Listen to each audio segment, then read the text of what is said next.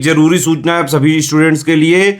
Study for civil services का Android app Google play store में आ चुका है, उसको प्लीज तुरंत इंस्टॉल कर लीजिए। और अगर आप स्टडी फॉर सिविल सर्विसेज के सिर्फ ऐप से कोई भी कोर्स, कोई भी पीडीएफ परचेस करते हैं तो उसमें अप्लाई कूपन, अगर आप ज्ञान सर जो है आप उसमें अप्लाई करते हैं, ये कूपन कोड है, तो उसमें 20% फीस तुरंत माफ हो जाएगी। मतलब 20% डिस्काउंट तुरंत उसमें लग जाएगा। ज्ञान सर लिखना है, नॉर्मली ज्ञान सर स्मॉल लेटर में है सब कुछ, कोई स्पेस नहीं, कोई कॉलम नहीं, सिर्फ ज्ञान सर, GYANSIR। इस तरह से अगर कूपन कोड लगाते हैं आप ऐप में बाई करने से पहले, जो अप्लाई कूपन वाले में आता है, तो 20% का डिस्काउंट तुरंत मिलेगा। वीडियो देखिए।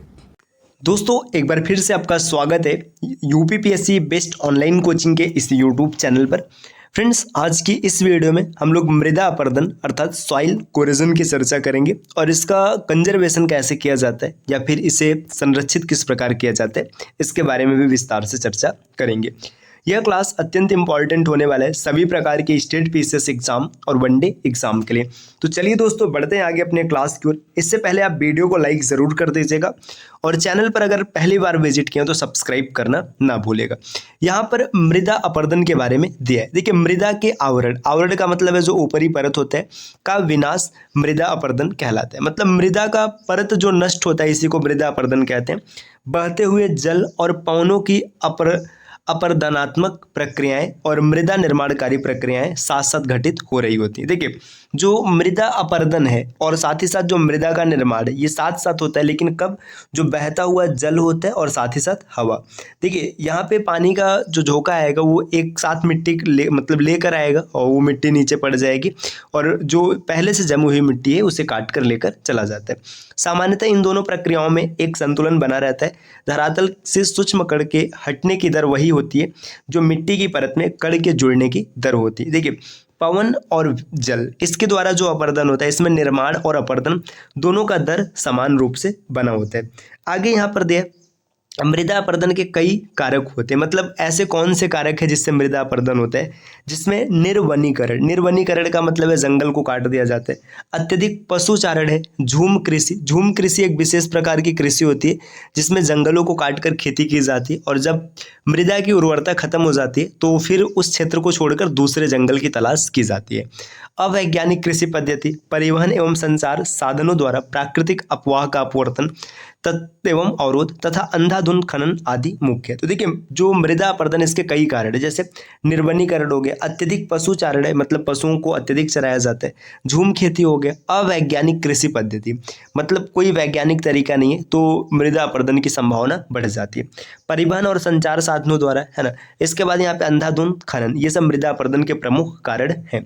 भारत में मृदा अपरदन से सर्वाधिक प्रभावित क्षेत्रों में चंबल एवं यमुना नदियों की उत्खात भूमि क्षेत्र, पश्चिमी हिमालय का गिरिपदी क्षेत्र, शिवालिक पहाड़ियों के पाद इसमें शामिल है। छोटा नागपुर पठार, ताप्ती से साबरमती घाटी तक का क्षेत्र, मालवा पठार, महाराष्ट्र की काली मिट्टी क्षेत्र, हरियाणा, राजस्थान, गुजरात के शुष्क क्षेत्र इत्यादि। देखिए, इन क्षेत्रों में मृदा अपरदन का प्रभाव सबसे ज़्यादा देखने के लिए मिलता है। यहाँ पे याद रखिएगा, चंबल, है ना, यमुना नदियों की उत्खात भूमि क्षेत्र, पश्चिमी हिमालय का जो गिरिपदी क्षेत्र है ना, यहाँ पे बताया गया शिवालिक पहाड़ियों की बात, ताप्ती से साबरमती घाटी तक का क्षेत्र जो हो गया, है ना, इसमें मालवा पठार शामिल है। हरियाणा, गुजरात, राजस्थान, यहाँ पे मृदा अपरदन अत्यंत अधिक होता है। अब यहाँ पर कुछ पॉइंट और दिए। भारत में चंबल घाटी क्षेत्र में खोह डंडों का निर्माण अवनालिक अपरदन के कारण हुआ है। देखिए, जो खोह खड्डे वहाँ पर पाए जाते हैं, है ना, मतलब वहाँ पे गड्ढे दिखाई देते हैं, ये अवनालिका अपरदन इसके कारण निर्मित हुआ है। अवनालिका अपरदन सामान्यतः तीव्र ढालों पर होता है। वर्षा की गहरी हुई अवनलिकाएं कृषि भूमियों को छोटे छोटे टुकड़ों में खंडित कर देती हैं जिससे वे कृषि के लिए अनुपयुक्त हो जाती है। जिस प्रदेश में अवनालिकाएं अर्थात बीहड़ संख्या में अधिक होते हैं उन्हें उत्खात भूमि या स्थलाकृत कहते हैं। तो देखिए, उत्खात भूमि स्थलाकृत क्या है? आपने पीछे देखा ना, उत्खात अपरदन, तो ये यही होता है जो अवनालिका अपरदन होता है। मतलब पानी एक धार के साथ आएगी और वहाँ से मिट्टी को बहाकर ले जाएगी, है ना। मृदा अपरदन प्रक्रियाओं का क्रमुक अनुक्रम निम्नलिखित है। देखिए, मृदा अपरदन किस प्रकार से हो सकता है, यहाँ पे क्रम बताया गया। इससे पहले दोस्तों, आप यहाँ स्क्रीन पर कुछ नंबर देख पा रहे होंगे। अगर आप टीम के पेड कोर्सेज से जुड़ना चाहते हैं पीसीएस के कंप्लीट प्रिपरेशन के लिए, तो इन दिए गए नंबर पे कॉल या व्हाट्सअप करके आप पेड कोर्स से जुड़ने की प्रक्रिया समझ सकते हैं। ये ज्ञान सर का व्हाट्सअप नंबर है, आप यहाँ से व्हाट्सअप के माध्यम से भी जानकारी प्राप्त प्राप्त कर सकते हैं। और जिन दोस्तों ने अभी तक स्टडी फॉर सिविल सर्विसेज का एप्लीकेशन इंस्टॉल नहीं किया है वो ज़रूर इंस्टॉल करेंगे, क्योंकि एप्लीकेशन के माध्यम से किसी भी कोर्स को परचेस करने पर आपको 20% का डिस्काउंट मिलेगा दोस्तों। और एक चीज़ और याद रखिएगा, दिवाली ऑफर के तहत अगर आप टेलीग्राम से कोई कोर्स परचेस करते हैं तो आपको 25% का डिस्काउंट मिलेगा। चलिए अब आगे बढ़ते हैं अपने टॉपिक पर। यहाँ पर देखिए दिया आसफाल अपर्दन है ना, स्प्लैश इरोजन, ये क्या होता है? वर्षा की बूंदों के मिट्टी पर आघात से मृदा कणों का जो पृथक्करण होता है इसको आसफाल या बौछार या बूंदाघात अपर्दन के नाम से जाना जाता है। मतलब जब बारिश होती है तो बरसात के कण जमीन पर गिरते हैं, उससे जो अपर्दन होता है इसे आसफाल अपर्दन कहते हैं। इसे बूंदाघात अपर्दन या फिर बौछार अपर्दन के नाम से भी जाना जाता है। परत अपर्दन मतलब सीट इरोजन, देखिए जब मिट्टी जल के साथ बहने लगती है तो इसे परत अपर्दन कहते हैं। आगे दिए यहाँ पे रील अपर्दन, देखिए रील अपर्दन की बात करेंगे तो यहाँ पे जब मिट्टी में छोटी एवं कम गहरी नालियां बन जाती है तो इसे रील अपर्दन कहते हैं। अवनालिका अपर्दन, जब रील अपर्दन की नालियां बड़ी और विस्तृत हो जाती है तो इसी को अवनालिका अपर्दन कहते हैं। ये जल के कारण होता है। धारा चैनल अपर्दन, जब जल एक मोटी धारा के रूप में प्रवाहित होने लगती है और चैनल को तब तक अपर्दित करता है जब तक कि वह स्थिर ढाल प्राप्त नहीं कर लेता है। मतलब मोटी धारा है, मिट्टी को तब तक काटता रहता है जब तक कि वो समान रूप से उसे मैदान नहीं मिल जाता। यहाँ पे दिया है सोरघम। सोरघम का मतलब है ज्वार अपर्दन, किसी अन्य फसल की तुलना में भूमि अपर्दन के लिए अत्यधिक उत्तरदायी होता है ना। मतलब जो सोरगम है किसी अन्य फसल की तुलना में भूमि अपर्दन के लिए अधिक जिम्मेदार है।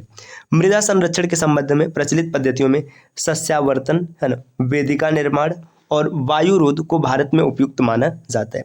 मृदा सुधार के अंतर्गत फसल चक्र, मिश्रित खेती और बहुफसली खेती द्वारा मृदा की उर्वरता को पोषित किया जाता है।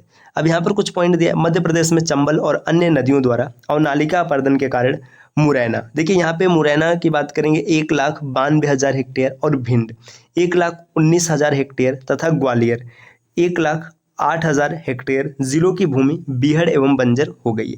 देखिए चंबल के कारण जो अपर्दन हुआ है, चंबल और जो इसकी अन्य नदियां हैं ना, इसके कारण मुरैना, भिंड और ग्वालियर ये एकदम बीहड़ हो चुका है। बीहड़ का मतलब जगह जगह ऐसे खड्डे पड़े हुए हैं। जैसे देखिए मान लीजिए एक भूमि क्षेत्र था, यहाँ पे ऐसे कुछ मिट्टी कुछ ऐसे बीच में खड्डे पड़े हैं ना, तो ये एकदम कृषि योग्य बचा ही नहीं है ना, ये है। आगे यहाँ पे दिया भारत में सर्वाधिक मृदा अपर्दन हवा से होता है, तो काफ़ी इंपॉर्टेंट है, ये भी याद रखिएगा। अब यहाँ पे दिया है मृदा संरक्षण। मृदा संरक्षण की बात करेंगे, जो मृदा अपर्दन है, मिट्टी टूट रहा है, इसी को बचाने की प्रक्रिया को मृदा संरक्षण कहते हैं। यदि मृदा अपर्दन और मृदा क्षय मानव द्वारा किया जाता है तो स्पष्टतः मानवों द्वारा इसे रोका भी जा सकता है। सही बात है, जो काम मानव मतलब संचालित कर रहा है उसे मनुष्य रोक भी सकता है। संतुलन बनाए रखने की प्रकृति के लिए अपने नियम है। देखिए बिना संतुलन बिगाड़े भी प्रकृति मानव को अपनी अर्थव्यवस्था का विकास करने के पर्याप्त अवसर प्रदान करती है। मृदा संरक्षण एक विधि है जिसमें मिट्टी की उर्वरता बनाए रखी जाती है, मिट्टी को के अपर्दन और क्षय को रोका जाता है और मिट्टी की निम्नीकृत दशाओं में सुधार किया जाता है। मतलब मृदा संरक्षण वो तकनीक है जिसमें मिट्टी की उर्वरता को भी बनाए रखते हैं और मृदा अपर्दन को भी रोकते हैं। मृदा अपर्दन मूल रूप से दोषपूर्ण पद्धतियों द्वारा बढ़ता है। किसी भी तर्क संगत समाधान के अंतर्गत पहला काम ढालों को की कृषि योग्य खुली भूमि पर खेती को रोकना। देखिए जो ढालों की कृषि योग्य खुली भूमि पर खेती है इसे रोकना है। 15 से 25% ढाल प्रवणता वाली भूमि का उपयोग कृषि के लिए नहीं होना चाहिए। यदि ऐसी भूमि पर खेती करना जरूरी हो तो इस पर सावधानी से सीढ़ीदार खेत बना लेना चाहिए। देखिए जहाँ पर ढलान है वहाँ पर मृदा अपर्दन की संभावना बहुत ज़्यादा बढ़ जाती है। अगर उसे बचाना है तो वहाँ पे सीढ़ीदार खेती करेंगे, जैसे इस प्रकार से, है ना, तो मृदा अपर्दन वहाँ पर कम होगा। आगे यहाँ पर दिया हुआ है दोस्तों, देखिए नेक्स्ट आगे बढ़ेंगे।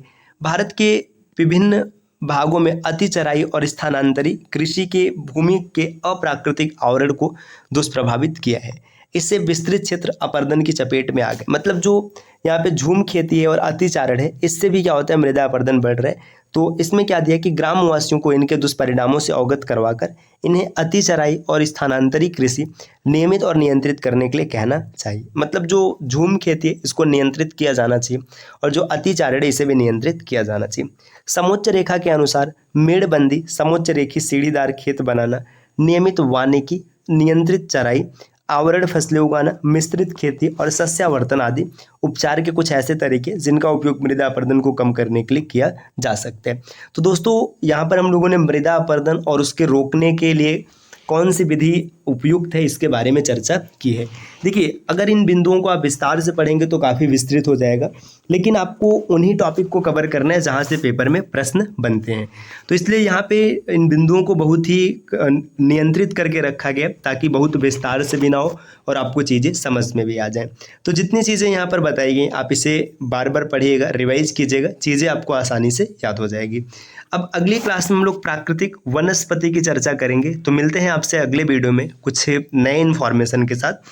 इससे पहले दोस्तों एक ज़रूरी सूचना, अगर आप टीम के पेड कोर्सेज से जुड़ना चाहते हैं पीसीएस के कंप्लीट प्रिपरेशन के लिए, तो इनमें से किसी भी नंबर पे आप कॉल या व्हाट्सएप करके जानकारी प्राप्त कर सकते हैं। ये ज्ञान सर का व्हाट्सएप नंबर है, आप यहाँ से व्हाट्सएप के माध्यम से जानकारी ले सकते हैं।